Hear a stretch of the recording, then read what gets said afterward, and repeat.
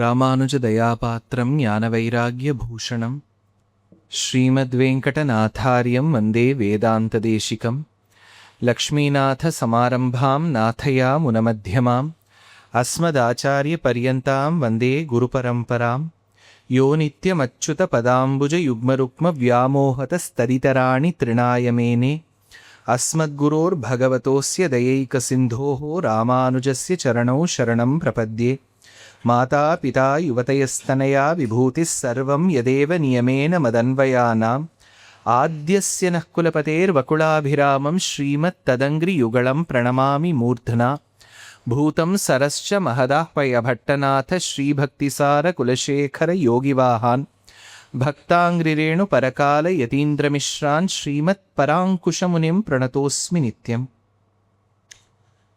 संत श्रीरंगेश पृथ्वीश चरणत्राणशेखराः जयन्ति भुवनत्राण पदपङ्कजरेणवः भरताय परं नमोऽस्तु तस्मै प्रथमोदाहरणाय भक्तिभाजां यदुपज्ञमशेषतः पृथिव्यां प्रतिथो राघव पादुकाप्रभावः निःशेषम् अम्बरतलं यदि पत्रिका स्यात् सप्तार्णवी यदि समेत्य मशी भवित्री वक्ता सहस्रवदनः पुरुषस्वयं चेत् लिख्येत रङ्गपतिपादुकयोर्प्रभावः पदनञ्जावद् पद्धति ரத்ன சாமானிய பத்தத்தின்னு பேர் அதுக்கு.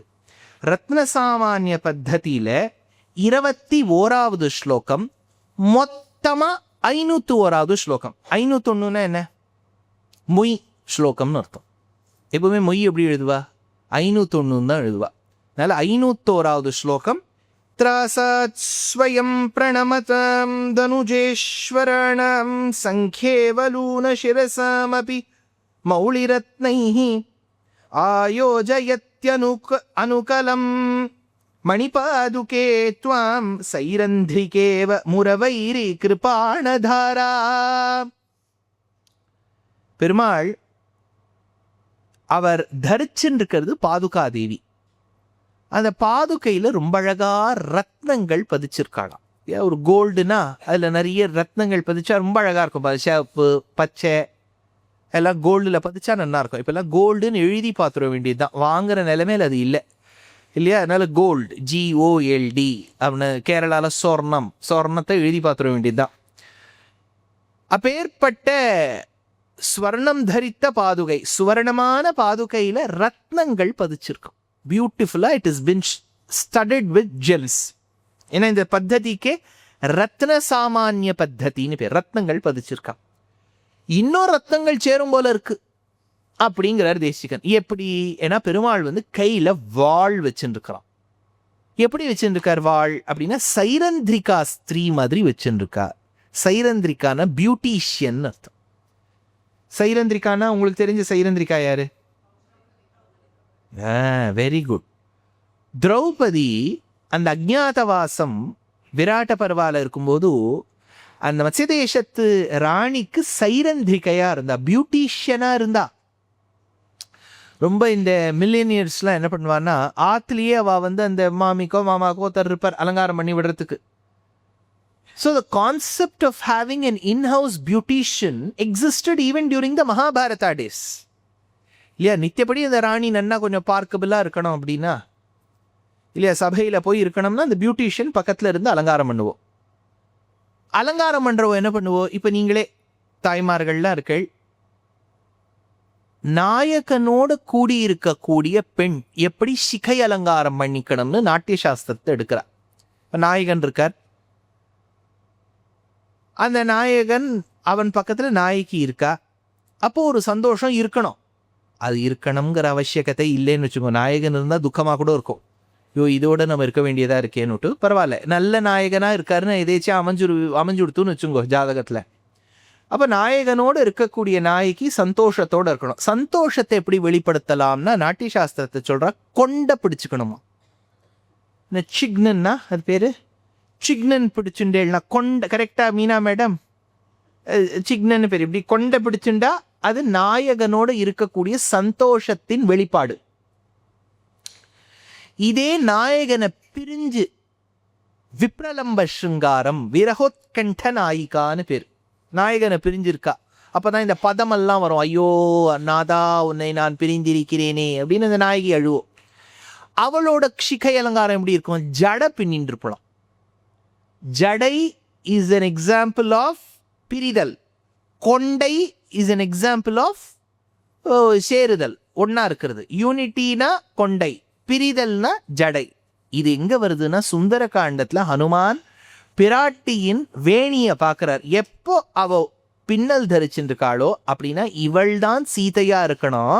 ஏன்னா நாயகனை பிரிஞ்சுட்டு இருக்கவோ தான் இப்படி தரிச்சிருப்போ. கொண்டையா தரிக்கும் போது என்னன்னா அதுல இந்த சைரந்திரிகா ஸ்திரீகள்லாம் நிறைய பக்கத்துல முத்து வச்சிருப்பா. அந்த முத்துக்கு ஒரு பின் இருக்கும். நீங்கள்லாம் இப்ப பார்த்தீங்கன்னா அந்த இடத்துல தலையிலேருந்து எடுத்தா வெறும் பின்னா வரும் இல்லையா? பின்னின்னு இருக்கா அப்படின்னா இதுதான் பின்னின்னு இருக்கான்னு அர்த்தம். வெறும் தலை முழுக்க பின் தான் இல்லையா? முத்து முத்தா இருக்கா. சைரந்திரிகா ஸ்திரீ will always add a lot. என்னைக்குமே நம்ம சாப்பிட்றதுலையும் சரி அலங்காரத்துலையும் சரி ஆட் ஆன்ஸ்ன்னு ஒன்று உண்டு. இப்போ பீட்சா மட்டும் கொடுக்க மாட்டாளே, அதில் நீங்கள் வந்து ஹாலபீனோ சேர்க்கலாம், ரெட் சில்லி ஃப்ளேக்ஸ் சேர்க்கலாம், இதெல்லாம் ஆட் ஆன்ஸ்ன்னு தானே பேர். அந்த மாதிரி அலங்காரத்துலேயும் இதெல்லாம் ஆட் ஆன். நிறைய பியூட்டிஷியன் அலங்காரம் பண்ணுற மாதிரி பெருமாள் தரிச்சிருக்கக்கூடிய பாதுகையில் ஏற்கனவே ரத்னங்களாம், இன்னும் ஆட் ஆன் தேவை இல்லையா? அப்போ பெருமாளுங்கிற சைரந்திரிகா ஸ்திரீ, அவரையே ஸ்திரீயா பாவிச்சா அவர் நிறைய ரத்னங்களை சேர்ப்பார். எப்படி சேர்ப்பார்? கையில வாளோட சேர்ப்பார். அவரோட வாள் இருக்கு இல்லையா? வாளுக்கு என்ன பேர்? What is the name of Bhagavan's word? खड्गம்னா ஸ்வர்ட். ஸ்வர்டுக்கு ஒரு பேர் இருக்குமே. இப்போ பல பேர் ஆத்துல பெட்ஸ் வச்சுருப்பா. பெட்டான்னு கேட்டா no, she has a name. கோச்சிக்கிறா இல்லையா? நேமோட கூப்பிடு, பெட்டுன்னு சொல்லிடாத அப்படின்னா. Nandakam, very good. நந்தகம்ங்கிற வாழை பெருமாள் வச்சுருக்கார். அவர் தான் சைரந்திரிகா ஸ்திரீ ஆட் ஆன் பண்றார். ஆனா அவரோட ஆட் ஆன் ப்ரொசீஜர் எப்படி? அந்த அசுரர்களையும் தேவர்களுக்கும் அந்த வாளை காண்பித்தால் பயந்துண்டு வந்து அவ கீழே குனிவாளா. அவ மக்குட்டத்தில் இருக்கக்கூடிய ரத்னம் பெருமாள் பாதுகையில விழுந்து அந்த ரத்னம் ஆட் ஆன் ஆயிடுமா. நான் சொல்றது புரியுறதா? இப்போ ஏற்கனவே சில ரத்னங்கள் 10 இருக்கு, இன்னொரு 10 சேரணும் அப்படின்னா 10+10 ஆகணும். அந்த +10ங்கிறது ஆட் ஆன். அதை பண்றதுக்கு ஒரே ஒரு வழி வாளால மிரட்டுறது. இந்த வாளுக்கு என்ன பேரு? கிருபாண தாரா. கிருபாண, கிருபாணம்னா வாள், खड्गம்.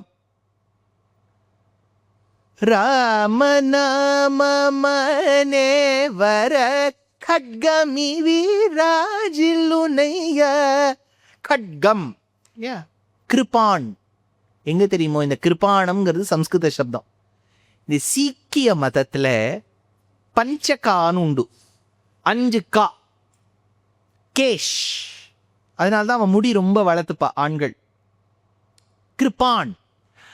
அந்த கிருபாணம்ங்கிறது சம்ஸ்கிருத சொல். கர்ணங்கிறது சம்ஸ்கிருத சொல். இந்த பஞ்சபாண்டவாளுக்கு முன்னாடி குந்திக்கு பிறந்த பிள்ளை தானே கர்ணன். ஆனா கொலோக்வியலா சொல்லும் போது they will never ever say Karna, they will say Karan. பத்திரிக்கையில நார்த்ல எல்லாம் கரண் தான் சொல்லுவா, கர்ணன்னு பேர் வைக்க மாட்டா, கரண். கிருபாண அப்படிங்கிறது கிர்பான் அப்படின்பா சீக்கிய மதத்துல. அந்த கிர்பானுக்கு ஆதாரம் கிருபான். அதான் தேசிக நீங்க பயன்படுத்துற பெருமாளுடைய கிருபான், கிருபான தாரா அப்படின்னு இந்த இடத்துல எடுக்கிறார். ஆஸ்கந்தனானி விபுதேந்திர சிகாமணீனாம் த்வாமாஸ்ருதான்யசுரசூதன பாதரக்ஷே ரத்னானி தே ஸ்துதி சுவர்ண பரீக்ஷணார்த்தே நூனம் பஜந்தி நிகஷோபலதாம் கவீனாம் அசுர சூதன பாதரக்ஷே. யாருடைய பாதரக்ஷை? யாருடைய பாதுகைன்னு சொல்ல வேண்டாமா? அசுர சூதன. அசுர சூதனன்னா, சூதனன்னா ஒழிப்பவன், அழிப்பவன், the one who destroys, annihilates. That procedure is called சூதனம். மதுவ சூதனம் மண்டத்தினால Perumal பேர் என்ன? மதுசூதனன். அசுரர்களை சூதனம் பண்றதுனால அசுரசூதன். மதுசூதனன்கிறது ஸ்பெசிபிக் நேம். மதுங்கிற அரக்கன். பொதுவாகவே அரக்கர்களை அழிப்பவன் அசுரசூதனன். இந்த பாதுகா தேவி யாருடையவள்? அசுரசூதன பாதரக்ஷே. அசுரர்களை ஒழிக்கக்கூடிய பகவானுடைய பாதரக்ஷையே. ரத்னானி, அதுல பதிஞ்சிருக்கக்கூடிய ரத்னங்கள். துவாம் ஆஸ்ருதானி, உன்னிடத்தில் இருப்பவை. ஆஸ்கந்தனானி, எதன் மீது நீ கால் வைக்கின்றாயோ. மணினாம் ஷிகா விபுதேந்திர நிகஷ உட்பாததாம். அதாவது டச் ஸ்டோன்னு உண்டு, கேள்விப்பட்டிருக்கலாம் தெரியல. அதாவது இப்போ கேரளாலெல்லாம் கல்யாணங்கள் பார்த்தேன்னா ரொம்ப சுருக்கம் நடந்துடும். நீ கார்த்தால க்யூவில் நிற்கும்போது பார்த்தேல எவ்வளோ பேர் வரா போகிறா கல்யாணம் பண்ணின்னு 2 நிமிஷத்தை போய்ட்றா. இத்தனை நாளைக்கு நம்ம கல்யாணத்தில் வெறும் காசி யாத்திரை தான் இருக்கும். இந்த 10 கல்யாணங்கள் சேர்ந்த டயத்தில் வெறும் காசி யாத்திரை தான். ஆணு பெண்ணு வரா, கையில் ஒரு துளசி மாலை வச்சுக்கிறா, ஒரு மைனர் செயின் ஒன்று வச்சுக்கிறா, அதில் கீழே ஆலிலை கிருஷ்ணர் ஒன்று வச்சுக்கிறா, கீழே ஒரு வழக்கு வச்சுக்கிறா. யாரோ ஒருத்தர் வாத்தியாருங்கிற பேரில் வரார். அவர் இங்கே பிரதட்சிணமாக வாங்கோங்கிறார். கழுத்தில் திருமங்கல் ஆச்சாச்சு. உடனே ஒரு மேளம் கல்யாணி ராகத்தில் வெறும் ஆரோகணம் மட்டும்தான் வாசிக்கிறா. இல்லையா இல்லையா அடுத்த கல்யாணம் அவ்வளோதான், போயாச்சு. அடுத்தது தம்பதி, அவ்வளோதான். நமக்குள்ள பாலிகையை கரை அங்கூர அர்ப்பணம் பண்ணு, மாமாவோட வேஷ்டியை மஞ்சள்ல நினை, அதை போடு, கயரில் போடு, ஆயிடுத்தா விரதம் ஆயிடுத்தா, ஜாத கர்மா நாம கர்மா பாத, இது நம்ம 21 சம்ஸ்காரம் வச்சுட்டு இருக்கோம் இல்லையா. கையில் வந்தவாளுக்கு இந்த சீர்வரிசையை கொடு, அத்தை கொடு, இத்தை கொடு, எல்லாரும் அன்னதானத்துக்கு கூட்டும் போயிட்டாய்வா. வாங்க எல்லாரும் அவளே போகணும், ஊனு கழிக்காம, அவ்வளோதான் ஆயிடுத்து. இவ்வளோ சிம்பிள் கல்யாணம். நான் கல்யாணம் இவ்வளோ சிம்பிள். சொர்ணம் பார்த்தேன்னா 4 பக்கெட்டில் கொடுத்துருவா. இந்த பாருங்க 4 பக்கெட் அவடானா, அது உங்களுக்கு எந்த பக்கெட் வேணுமோ அதை எடுத்துக்கோங்க. பக்கெட்டை தேடினா வெறும் சுங்கத்து ஜுவல்லரி, மலபார் ஜுவல்லரியா உள்ள இருக்கும். இந்த எந்த அளவுக்கு ஸ்வர்ணம் கேரளத்தில் வாங்கி உபயோகிப்பாளோ கஷ்டம்னு வந்துடுத்துனா அதை அடகு வைப்பா. நிறைய இங்கே கோல்டு ஃபினான்சிங்னு உண்டு. நிறைய நீங்கள் கேரளாவில் போனேன்னா கஷ்ட காலத்தில் அடகு வைக்கிறதுன்னு. இப்போ கோல்டை போய் நீங்கள் அடகு வைக்கணும்னா என்ன பண்ணலாம்? அடகு வைக்கக்கூடாது சார், வாங்கவே கூடாது சார். முதல்ல நீங்கள் என்ன அது வைக்க போயிட்டே அடகு வைக்கிறது. சரி வாங்கிட்டே கஷ்டம் வந்துடுத்து, அடகு வைக்கணும். கடைக்காரங்கிட்ட போய் கொடுத்தா நமஸ்காரம் சுவாமி உள்ள வாங்கோ அப்படின்னு சொல்லிட்டா கொடுப்பார். என்ன பண்ணுவார்? உரசி பார்ப்பார் இல்லையா. அதனால தேவர்களுடைய அந்த கிரீட்டம்ங்கிறது தான் உரசி பார்க்கக்கூடிய கல்லாம். அதில் பெருமாள் பாதுகை வச்சுட்டு இருக்கார் இல்லையா, அவள் சிரசெல்லாம் அது கிரீடம்லாம் படுறது, அதை தேய்ச்சின்னு இருக்காராம் பெருமாள். நிகஷ உபலதாம் உபலதாம்னா அந்த இடத்துல இருக்கக்கூடிய கல். பரீட்சணார்த்தேனா டு டெஸ்ட். இப்போ இந்த வைரத்தில் கூட என்ன பண்ணுவா தெரியுமோ, இப்போல்லாம் நீங்கள் அந்த வைரம் விற்கிற இடத்துக்கு போனீங்கன்னா அவன் வைரத்தை வச்சு ஒரு சின்ன மேக்னிஃபைங் கிளாஸ் வச்சு பார்ப்பான், சரியா இருக்கா, இது வைரம் தானா. இப்போல்லாம் லேப் டைமண்ட்ஸ்னு ஒன்று வருது, கேள்விப்பட்டிருக்கீங்களா? லேப் டைமண்ட்ஸ், இன்ஜீனியர்ட் டைமண்ட்ஸ்னு பேர். அது விலை ஏதோ 1/10 தான். ஆனால் அதே நடுவுலெல்லாம் முன்ன அமெரிக்கன் டைமண்டுன்னு ஒன்று வரும். இதெல்லாம் மொத்தத்தில் பேர் அமெரிக்கன் டைமண்ட், லேப் டைமண்ட், மொத்தத்தில் வைரம் கிடையாது. அதுதான் அர்த்தம். வைரம்னா வைரம் தான். ஆனால் இப்போ அந்த கடைக்காரனுக்கு தெரிஞ்சு போயிடும் இது வைரமா இல்லாட்டா லேபா இல்லாட்டா மிஷின் கட்டா எப்படின்னு தெரிஞ்சு போயிடும். அப்போ உத்து பார்ப்பான். உத்து பார்த்துட்டு சொல்லுவான், இது வைரமே கிடையாது சார், உங்களை யாரும் ஏமாத்திருக்கா, ஏதாவது ஒன்று சொல்லுவான் இல்லையா. அப்போ இந்த ஒரு வஸ்துவை டெஸ்ட் பண்ணி பார்க்கறதுக்கு உண்டான சாதன வஸ்துன்னு உண்டு. அந்த மாதிரி இந்த தேவர்கள் தரிச்சுட்டு இருக்கக்கூடிய அந்த சிரஸில் இருக்கக்கூடிய கற்கள் நல்ல கல்லான்னு சோதிக்கிறதுக்கு இங்கே பெருமாள் தரிச்சுட்டு இருக்க பாதுகாதேவி இருக்காளாம். அதை மட்டும் அவள் பார்த்துட்டானா அங்கீகரிக்கக்கூடிய தன்மை வந்துருமே. அதனால பரீட்சணார்த்தே சுவர்ண தே ஸ்துதி கவினாம் நூனம். அதாவது இவ டச் ஸ்டோன் பட்டு அங்கே இருக்கக்கூடிய தேவர்களுக்கு நாக்குலேருந்து ஸ்துதி வரும்னு அர்த்தம். இது ஒரு ஸ்துதி வரும்னு சொல்லும்போது ஒரு விஷயம் அடியே எனக்கு தோன்றது. நான் ரொம்ப உபன்யாசத்தில் இப்போ 2-3 இடத்துல சொல்லிவிட்டேன். இங்கே ஈஜிப்டில் இருக்கவாளும் கேட்டிருக்கலாம், மெட்ராஸில் நான் உபன்யாசம் சொல்லும்போதும் கேட்டுக்கலாம். எனக்கு ரொம்ப ரொம்ப ஒரு டச் ஸ்டோனை பற்றி சொல்கிறதுனால I have to say this incident touched me a lot. ஒரு பொண்ணு விஷாலினி நான் டிசம்பரில் திருநெல்வேலிக்கு போகும்போது அங்கே ஒரு பொண்ணு, அதுக்கு இப்போ 25 இருக்கலாம், எனக்கு ஏஜ் சரியா தெரியல, விக்கிபீடியாவில் பார்த்துக்குங்கோ. அது திருநெல்வேலியிலேயே வளர்ந்த பொண்ணு, பிராமண குழந்தை இல்லை, சைவ பிள்ளை, அவ குடும்பத்தில் இருக்கக்கூடியவா. அந்த குழந்தை அந்த பொண்ணு என்கிட்ட வந்து சொல்லித்து, நான் வந்து திருவகீந்திரபுரம் போகும்போது சின்ன வயசில் அந்த வாத்தியார் சுவாமி ஹயக்ரீவருக்கு ஹாரதி எடுக்கும்போது ஞானானந்தமயம்னு ஆரம்பித்தார். சேஷம் இருக்கக்கூடிய ஸ்லோகத்தை நான் முடிச்சுட்டேன். அப்புறம் எனக்கு அன்னிலேருந்து கனவுல தேசிகன்தான் வந்து எனக்கு உத்தரம் சொல்லிட்டு இருக்கார் நிறைய கேள்விகளுக்கெல்லாம் அப்படின்னு ரொம்ப ஒசத்தியாக சொல்லி. ஏன்னா தேசிக கிரந்தத்தை பற்றி சொல்கிறதுனால சொல்கிறேன்.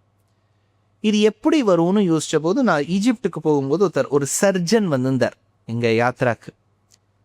அவர் ஒரு விஷயம் என்கிட்ட டிஸ்கஸ் பண்ணார். அவர் சொன்னார், அது ஃபுல் பேர் எனக்கு தெரியல, உங்களுக்கு யாராவது தெரியுமான்னு சொல்லுங்க. சாவன்ட் சிண்ட்ரோமா, சாவன்ட் சிண்ட்ரோமா.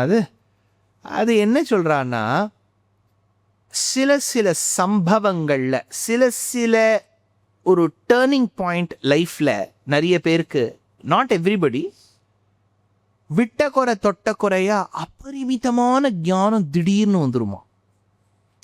அதை நம்ம சாஸ்திரத்தில் ஆச்சாரிய அனுகிரகம், ஆழ்வார் அனுகிரகம் பண்ணியிருக்கார், இவர் ஜாதகத்தில் சுக்கிரன் நன்னா இருக்கார், புதன் நன்னா இருக்கார், இவா பெரியவா பண்ண புண்ணியம், ஏதோ சொல்லுவோம், அதெல்லாம் கரெக்டு. ஆனால் இது சயின்ஸ்லேயும் ஒத்துக்கிறா, சாவன்ட் சிண்ட்ரோம்னு பேர். இப்போ காளிதாசன் எடுத்துக்கோ. அந்த காளிதாசனுடைய பூர்வ சரித்திரத்தை பார்த்தா, அவன் ஏதோ வந்து காட்டில் விறகு வெட்டினான்.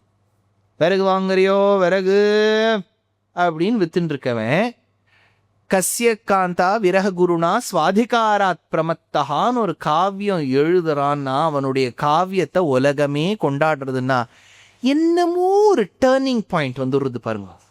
அந்த டேர்னிங் பாயிண்டா அது என்னன்னே சொல்ல தெரியல. விறகு வெட்டின்னு இருந்தவன் ஏதோ ஒரு கம்பெனி வச்சிருக்கான், வுட் ப்ராசஸிங் கம்பெனி, ஃபர்னிச்சர் பண்ணுறான்னா ஒத்துக்கலாம். சம்பந்தமே இல்லாத ஒரு மேகதூதம், ஒரு விக்ரமூர்வஷியம், மாளவிகாக்னி மித்ரம், எந்த யூனிவர்சிட்டிக்கு போனால் இப்போல்லாம் இருக்கே, இப்போ யூனிவர்சிட்டிக்கு போனாலும் there's a concept of finishing ஸ்கூல்னு ஒன்று இருக்குது, கேள்விப்பட்டிருக்கேளா? அதாவது அது எந்த ஸ்கூலில் போயிருக்கோ அதில் ஒன்றும் உருப்படியாக கற்று தந்துருக்க மாட்டா. இது இன்னொன்றுத்துக்கு போகும், அவள் வந்து திருமாறி விட்டுருவா, மேலே வந்து கொஞ்சம் ஃபினிஷிங் ஸ்கூல்னு ஒரு கான்செப்ட் உண்டு. அப்படி போயும் அந்த குழந்தைக்கு சப்ஜெக்ட் நாலேஜ் இருக்க மாட்டேங்கிறது. இவருக்கும் சம்ஸ்கிருதத்துக்கும் சம்பந்தமே இல்லை. விறகு வெட்டின்னு இருக்கார் சுவாமி, கடையில் உட்காந்து காட்டில் உட்காந்து விறகு வெட்டின்னு இருக்கார். இவர் உட்காந்துண்டு ஞானிகளே கொண்டாடக்கூடிய அளவுக்கு அபிஞான சாகுந்தலம் விக்ரமூர்வசியம் எழுதுறாருன்னா என்னவோ மாறி இருக்கே. அதை நம்ம சொல்லலாம், காளி தேவி அனுகிரகம் பண்ணா, சரஸ்வதி பண்ணா, இவா பண்ணா, அவா பண்ணான்னு என்னவோ மாறி இருக்கு இல்லையா? அந்த மாதிரி சாதாரணப்பட்டவா கூட, அம்மா பாதுகாதேவி உன்னுடைய சம்பந்தத்தால ஸ்துதி, உன்னை ஸ்துதி பண்ணக்கூடிய அளவுக்கு அவளுக்கு சாமர்த்தியம் கிடைச்சுடுறது அப்படின்னு இந்த இடத்துல நூனம் கவீனாம் நூனம் நிச்சயமா இது நடக்கிறது. பாதவனி பிரணயினாம் பிரதிபாதிதார்த்தாம் கிரீடா சரோஜமிவ ஷௌரிபதம் வஹந்தீம் பிரத்யுப்தரத்னநிகர பிரதிபன்ன சோபாம் பஷ்யாமி ரோஹணகிரேர் அதிதேவதாம் த்வாம் பாதாவனி பாதுகையே பஷ்யாமி, நான் பார்க்கிறேன். பஷ்யாமினா நான் பார்க்கிறேன், பஷ்யாமி நான் பார்க்கிறேன். உங்களுக்கு எப்படி தெரியும்? அக்ரே பஷ்யாமி, கரெக்ட். நீங்க அது வந்து இந்த மாதிரி இருக்குன்னு சொல்லு. பஷ்யாமிலே நான் பார்க்கிறேன் எப்படி தெரியும்? கேள்வி புரிஞ்சுதா? பார்ப்பதுன்னு தானே சொல்லணும், டு சி தானே சொல்லணும். பார்க்கிறேன் அப்படின்னா நான் பார்க்கிறேன் தான் அர்த்தம். நீ பார்க்கிறேன்னு யாரும் சொல்ல மாட்டா இல்லையா? நீ பார்க்கிறேன் அப்படின்னு சொல்ல, புரசவாக்கிறத தான் அப்படி சொல்லுவா இல்லையா? நம்மள் பார்க்குறோம், எதுக்கு போகிறோம் தெல்லே அப்படின்னு அது வேற தமிழ். நான் பார்க்கிறேன், பார்க்கிறேன்னு சொன்னாலே அது நான் பார்க்கிறேன் தான் அர்த்தம். இல்லாட்டா நம்ம பன்மையில் சொன்னோம்னா பார்க்கிறோம் தான் சொல்லுவோம். பார்க்கிறேன் அப்படின்னா நான். பஷ்யாமின்னா அகம் பஷ்யாமின்னு தான் அர்த்தம். ஏன்னா பஷ்யாமிங்கிற அந்த கிரியாபதமே அகம்க்கு மட்டும்தான் வரும். நீன்னுட்டாலே பஷ்யசின்னு வந்துடும். பஷ்யசி, துவம் பஷ்யசி. நீ பேசுனா என்ன? நீ பேசு. துவம் வதசி, வதசி யதி கிஞ்சிதபி தந்த ருச்சி கௌமுதி. அஷ்டபதியில் எடுக்கிற ஜெயதேவர். ஏன்னா கிருஷ்ணர் ராதையை பார்த்து சொல்றார், ஏதாவது பேசு ராதா, நம்மளோட ஏதாவது பேசு. வதசி யதி கிஞ்சிதபி. அவளை பார்த்து பிரியே சாருஷீலேன்னு சொல்றாரு இல்லையா. பஷ்யாமின்னு நான் பார்க்கிறேன் தான் அர்த்தம். அதனால தான் பட்டத்ரீல் அகம் பஷ்யாமி அப்படின்னு சொல்லலை, அக்ரே பஷ்யாமின்னு விட்டார், எதிர்க்க பார்க்கிறேன். அவர் இருந்த காலத்தில் அன்றைக்கி சீக்கிரம் சேவிக்க முடியும். அவர் இப்போ யோசிச்சு பாருங்களேன், அவர் இருந்த காலத்தில் இந்த மாதிரி க்யூவே இருக்காது. நீங்கள் யோசிச்சு பாருங்க, சுற்றி Guruvayur is a very small temple. உங்களுக்கு முதல்ல அது தெரியுமோ? One of the smallest temples in our entire yatra is Guruvayur. நினச்சி பார்த்தா என்ன சார், எந்தானு சார் പറയുന്നത്?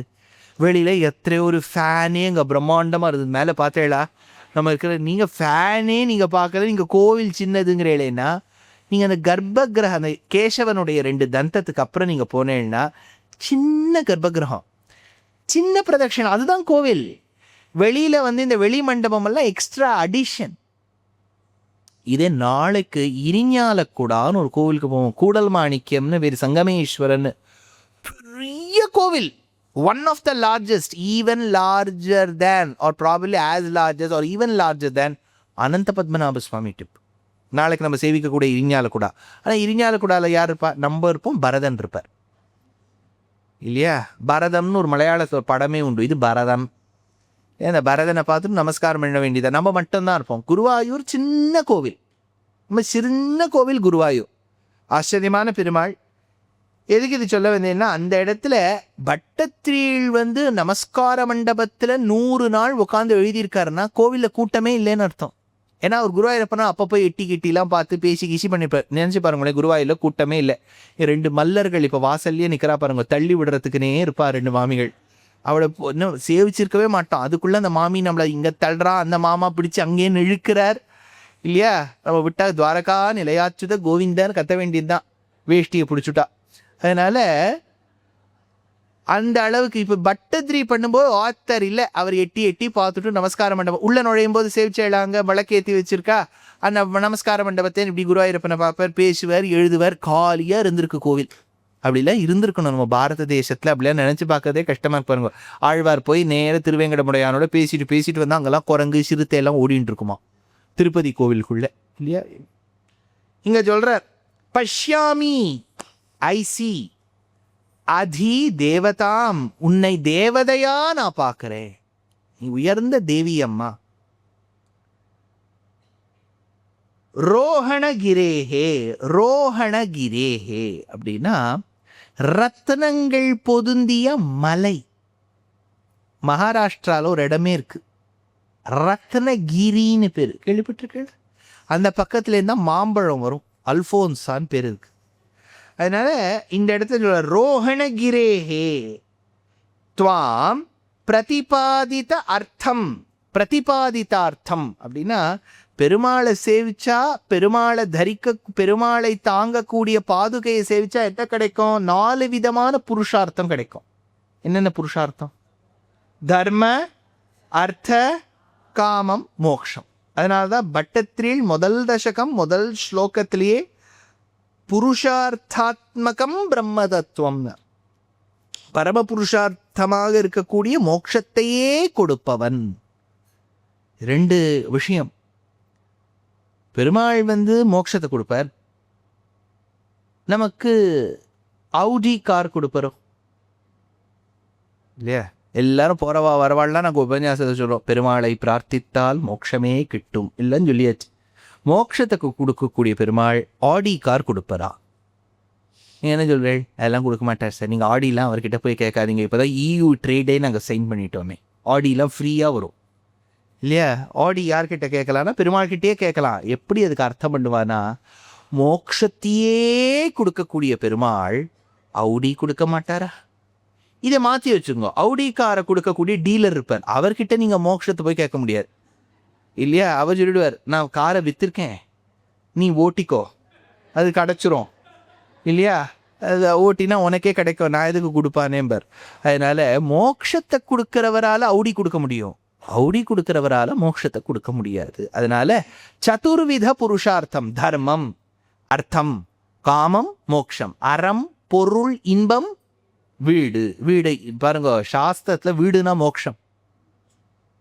நிறைய பேர் சொல்லுவேன், எங்கள் ஆற்றுக்கு போனால் கிடச்சிரும் சார், எங்கள் வீட்டுக்கு வாங்க வீடு கிடச்சிரும் அப்படின்னா அந்த மாதிரி குழந்தைகள் இருக்கும் வீட்டில். அதனால பிரதிபாதிதார்த்தம். ஆச்சா, மேலே சாதிக்கிறார் வஹந்தீம் ஷௌரி பதம், ஷௌரியின் பதம். ஷௌரினா பெருமாளுடைய பதத்தை, ஆச்சரியமான திருவடியை. கிரீடா சரோஜம் இவ, பாதுகா தேவி. நான் முதல்லேருந்து சொல்லிட்டு இருக்கேன், எனக்கு பாதுகா உபன்யாசம் கேட்டிருந்தா கொஞ்சம் அப்பப்போ ரீவைண்ட் பண்ணி பார்த்துங்க. பாதுகாங்கிறது தேவி. நீங்கள் அதை சும்மா ஹஷ் பப்பீஸ், பாட்டா, உட்லேண்ட் அப்படின்னு நினச்சேன்னா உபன்யாசம் ஓடவே ஓடாது. அது ஒரு தேவி. தேவினா எப்படி இருப்போ? பெருத்த செஸ்ட்டு, சிறுத்த இடை, பெருத்த கால்கள். பாதுகையும் அப்படி தானே இருக்குது, இப்படி வந்து நடுவில் சிறுத்து கீழே பெருக்கிறது. கரெக்டா? அந்த தேவியானவள் கிரீடம் 5 ஒரு டியரா மாதிரி வச்சுருக்கா. பாதுகை மேலேயும் அந்த விரலை வச்சுக்கிறதுக்கு 5 இருக்கு. ஒரு பெண்ணா நீங்கள் யோசிச்சு பாருங்க. கரெக்டா? இந்த பெண்ணா வச்சுருக்கிற பாதுகை 2 பேர் இருக்கா. அவ கையில் தாமரையை பிடிக்கணும்னு நினைக்கிறா. எங்கன்னு பிடிப்போம்? பெண் தாமரையை பிடிச்சுருக்கணும், கிளி தாமரை ஏதாவது பிடிச்சுருக்கணும். எல்லாம் அந்த காலத்தை பார்த்தேன்னாலே சும்மா அந்த போராக இருக்கும். ஏதாவது கையில் ஏதாவது பிடிச்சின்னு இருக்கணும், ஹேண்ட்பேக் ஏதாவது ஒன்று இருக்கணும். ஒன்றுமே இல்லைன்னா எப்படி? ஒன்று ஹேண்ட்பேக்கோ, இல்லாட்டா மலரோ, இல்லாட்டா என்ன பறவையோ. மீனாட்சி எல்லாம் பார்த்துருப்பேள், மீனாட்சி ஆண்டாள்லாம் கையில் ஒரு கிளி வச்சுருவா, இல்லாட்டா தாமரை வச்சுக்கணும். கரெக்டா? அதனால 2 பாதுகாதேவியும் தாமரை பிடிக்கணும்னு நினைச்சாலாம். பெருமாளுடைய திருவடியை பிடிச்சுட்டாளாம். திருவடிங்கிறது தாமரை தானே. கராரவிந்தேன பதாரவிந்தம், பதம்ங்கிறது அரவிந்தம் தானே. 2 திருவடியை ஒத்த தாமரை இப்படி பிடிச்சுன்னு பாதுகாதேவி நின்றுட்டு இருக்காளாம். கிரீடா சரோஜம் இவ. சரோஜானா யாரு? எங்கள் ஊரில் சென்னையில் சரோஜானாலே வேற சார், இல்லையா? இது வேற சரோஜா. சரோஜாங்கிறது இந்த இடத்துல மாமி பேர் இல்லை, சரோஜாங்கிறது தாமரை. தாமரையை பிடிச்சுன்னு நின்றுட்டு இருக்கா. அது பிரதிபன்ன சோபாம். பிரதிபன்ன சோபாம்னா பளபளான்னு இருக்கணும். இப்போ ஒரு எதுவுமே ஒரு ஆண் வேஷ்டி, மாமா வேஷ்டி கட்டிக்கிறார், மாமி புடவை கட்டிக்கிறான்னா அந்த கட்டிக்கிற விதம் கூட அழகா இருக்கணும். அந்த க்ரீஸ் மாறாம அழகா. சில பேர் அப்படியே அந்த கட்டின்ட்டு இருந்தா பார்த்துட்டே இருக்கலாம் போல இருக்கும், இல்லையா? மாமா கட்டிக்கிற வேஷ்டி என்னென்ன மாமா தோச்சி எவ்வளவு நாள் ஆச்சுன்னு கேட்குற மாதிரி இருக்கக்கூடாது. பழுப்பு கலரா, அதில் புடு துணியா, இல்லாட்டா வேஷ்டியா, இல்லாட்டா 4-5 தடவை இதில் வடான் தான் போட்டிருக்காளா தெரியல, கூழ் வடாமா போட்டுருந்தான்னு வச்சுங்கோ, அது ஒரு மாதிரி மஞ்ச மசேல்னு மஞ்சக்காமால மாதிரி ஒன்று இருக்கும். அப்படி இருக்கக்கூடாது, நல்லா பளிச்சுன்னு இருக்கணும். அதனால இங்கே சொல்கிறார் பிரதிபன்ன சோபாம், நல்லா பளிச்சுன்னு இருக்கான். பிரத்யுக்த ரத்ன நிகர, அந்த சேர்த்து வச்ச ரத்னங்கள். அந்த ரத்னம் ரொம்ப, இப்போ நீங்கள் கல் வச்ச நகையாக வாங்குறேன்னு வச்சுக்கோங்க, வெறும் கல்லாக இருக்கப்படாது. அதில் கொஞ்சம் கோல்டு தெரியணும், கொஞ்சம் மாறி மாறி இந்த ரத்னம் தெரியணும். அது கொஞ்சம் ஒன்று இப்போது பவழத்தையே கோக்குறவா என்ன பண்ணுவா? 2 பவழம் ஆனவுன்னு ஒரு கோல்டு அண்டு வைப்பா, ஒரு முத்து வைப்பா, திரும்பி 2 பவழம் வைப்பா. அப்போ தான் அந்த பவழம் எடுத்து தெரியும். ஞாபகம் வச்சுங்க. அந்த மாதிரி இந்த ரத்னம் கூட எப்படி சொல்கிறார்? ரத்ன நிகர பிரத்யுக்த, அது வச்சிருக்கிற விதம் கண்ணுக்கு ரொம்ப அழகாக இருக்கு அப்படின்னு எடுக்கிறார்.